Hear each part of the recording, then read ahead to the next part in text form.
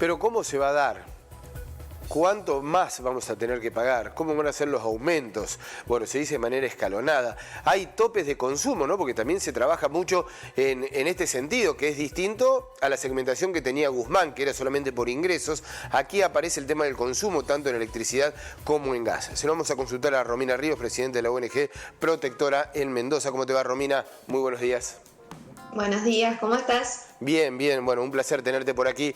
Y tenés la dificilísima tarea de que entendamos cómo es esta segmentación de tarifas. No sé, a priori nos parece más complicado el gas que la energía, pero no sé cómo tienen ustedes los detalles y cuál ha sido el resultado que van teniendo, ¿no? A medida que se fueron conociendo estas informaciones. Estás totalmente en lo cierto. El gas va a ser lo más complicado porque no va a tener un tope fijo, como es la electricidad, que ya sabemos que son 400 kilowatts mensuales. Claro. Entonces ya en la factura claramente lo puedo identificar si me paso o no me paso o cuál es mi consumo promedio. Claro. En el gas lo que se hace es un porcentaje del volumen, es decir, tomaron los umbrales más altos de consumo, con el más bajo sacaron un promedio y de ese promedio el 70% es lo que se va a subsidiar y el 30% restante es lo que el usuario va a pagar. Pero no va a ser uniforme en todo el país, sino que cada región, cada localidad va a tener su propia grilla o su propio cuadro con estos porcentajes. Romina, yo te voy a ir interrumpiendo para las preguntas que van surgiendo. ¿Tienen que ver las zonas delimitadas por zona fría por ley, las que van a hacer diferenciación, o va a ir aparte también? Aparte, totalmente aparte. Recordemos que si bien legalmente lo de zona fría no es un subsidio, no se deja sin efecto, entonces continúa rigiendo la ley de zona fría. Bien. Entonces no va a tener nada que ver con la delimitación geográfica, se va a tener en cuenta en base a lo que actualmente tienen hoy con las distribuidoras en las distintas provincias y los consumos promedios que hay en cada una de las provincias para cada distribuidor. Bueno, es complicado porque los 400, a ver, para ir la charla de café que se tiene aquí entre los compañeros por ahí charlando, muchas consultas, los 400 kilowatts de energía parece un consumo que está superior a lo que uno consume habitualmente en una residencial de un mes. En el promedio no se alcanza a consumir 400 kilowatts en un mes. En el gas, ¿hay un tope de consumo o depende de cada una de las facturas? Digamos, ¿yo voy a tener el mismo tope de consumo que mi vecino o depende de lo que yo gasté?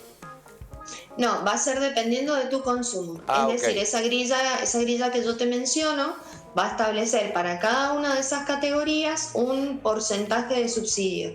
Entonces, por más de que vos hoy actualmente tu categoría de usuario, la categoría R1, R2, R3, te la da tu consumo anual de gas, todo lo que vos consumís en el año. Bien. Entonces lo que se va a hacer es un promedio mensual de lo que sería ese, vamos a decirle tope de alguna manera. Entonces de esa manera ahí se va a hacer el cálculo, pero va a ser siempre dependiendo del consumo que vos tengas de acuerdo a tu categoría. Bien. Romina, y aquellos, por ejemplo, que no tienen una comparación del consumo por distintos motivos, porque han alquilado, porque llegan a una casa que tenía un consumo distinto, porque cambiaron algunas condiciones, ¿cómo se va a hacer en ese sentido? En principio va a ser con el consumo que tenga registrado esa persona. Claro. No va a tener otro índice porque si bien es cierto que el Estado Nacional, a través de la Secretaría de Energía y todas las distribuidoras y organismos de controles tienen sus propios datos, estimaciones de consumo y promedio para una familia tipo, por ejemplo, no todas son aplicables a una persona que o es uno solo o es una familia de más de 4 integrantes. Por eso entonces en principio para esa persona va a ser el consumo que tenga en ese único periodo, no van a tener forma de hacer una comparativa. No hay comparación.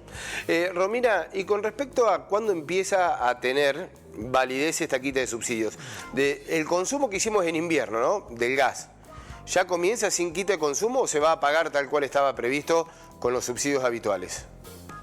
En principio se empieza a aplicar con la fecha que ellos mantuvieron, que ayer también hubo un error de interpretación en eso, marcaron el 31 de agosto, pero a partir del 1 de septiembre comenzaría a aplicarse una vez que también tengan listos los cuadros tarifarios para cada una de las distribuidoras del país. Así que todo lo que hayamos consumido ahora se paga tal cual ha venido facturado hasta el momento. Claro. Si no, lo que llegue a partir del 1 de septiembre, ahí sí, de lo que se emita, las facturas a emitirse a partir de septiembre son las que van a venir con esta aplicación de la quita del subsidio o los topes. Bien. ¿Se puede simplificar con cuánto vamos a pagar de más, digamos? Porque se habla de un porcentaje, se habla de un número, 1.200, 1.300 pesos. ¿Cómo se saca esa cuenta? Más o menos utilizando, si vos mantenés el consumo de gas, por ejemplo, ¿vas a pagar 1.300 pesos más de lo que venías pagando? Es el cálculo que ellos han realizado. ¿Por qué te digo ellos? Porque siempre se realizan cálculos estimativos en lo que es el consumo del cargo fijo y el cargo variable. Entonces, para que entiendas que lo que ellos mencionan del 167% más que van a pagar los que se queden sin subsidio, ni siquiera es sobre tu factura, sobre la tarifa actual, es sobre el PIST, que es el precio del costo del gas, la boca de ingreso, y sobre el PEST, que es en la electricidad. Claro. O sea, que es un porcentaje sobre un elemento del total de tu tarifa. Imagínate qué complicado que es sacarlo, pero no, es tremendo. En los cálculos que ellos realizaron, sin sumar impuestos, que eso es otro tema que te engrosa mucho la factura, sin sacar impuestos, hicieron esa progresividad. Es decir, los que estén en el nivel 1 de la quita total de subsidios de una factura de 1.650 pesos pasarían a pagar ya en enero, ya con los 3 tramos de aumento, 3.200 pesos aproximadamente según el cálculo de ellos. Eso es lo que no tienen subsidios, digamos, el nivel 1. Exactamente. Digamos. ¿Y el nivel 3, que es el nivel medio? En el nivel 3 y nivel de medio no tendrían aumentos a partir de lo que fue junio, julio. Ya se autorizaron los anteriores aumentos, eso ojo, para los usuarios que les vean las facturas altas, son esos aumentos anteriores, no es todavía la segmentación. Para ellos no van a tener aumentos de acá a fin de año. Lo que sí van a tener que pagar más caro es si se exceden de estos topes de consumo. Entonces ellos van a pagar justamente sobre el excedente ese precio que están pagando los del nivel 1. Bien. Solo sobre el excedente. Bueno, yo estimo, vos tenés muchísima experiencia, Romina, en este sentido, que cuando comiencen a llegar las boletas va a haber reclamos de todo gusto, ¿no? Va a ser un lío entenderla, va a ser un lío lograr llegar a dilucidar si está bien aplicado o no. Y la verdad, sobre todo, que muchos van a notar ese aumento o ese cambio en la tarifa. Se va a notar, ¿no? Se va a notar. Se va a notar. En principio, nivel 2 y nivel 3 no van a tener aumentos, lo que sí van a tener que controlar es el consumo. Ojo con las lecturas estimadas, porque recuerden, con las lecturas estimadas me están midiendo de más. Y eso puede llevar a que yo pague sin subsidio la energía eléctrica, por ejemplo. Bueno, ¿cómo hay que hacer para controlarlo? Siempre corroborar mi factura, la que llega a mi domicilio, ya sea que sea papel o electrónica, los datos que dicen del medidor, de la medición, la fecha en la que fue tomada y lo que indicó. Y marcar lo que tengo yo en el medidor de mi casa, ya sea en la electricidad o en el gas. Siempre tener presente que el medidor de la casa siempre tiene que marcar un poco más, porque entre la toma de lectura y que la factura llegue a mi casa han pasado entre 10 y 15 días, y el medidor obviamente sigue funcionando, por ende tiene que seguir contando. Romina, si mi medidor indica menos, ahí puedo hacer el reclamo por lectura estimada y que me reajusten de acuerdo a lo que mi medidor me está indicando. Bueno, ¿y eso dónde se hace? Dentro de la empresa, digamos, que toma, digamos. El primer paso siempre ante la distribuidora, ya sea eléctrica o la empresa de gas. Si ante la negativa, el rechazo o la demora, directamente ante el organismo de control. Mira vos.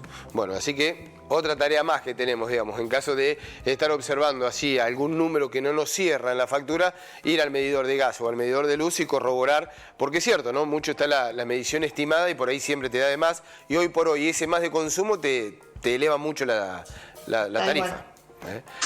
Exactamente. Romina, vamos a seguir consultándote porque evidentemente quedan muchísimas dudas más.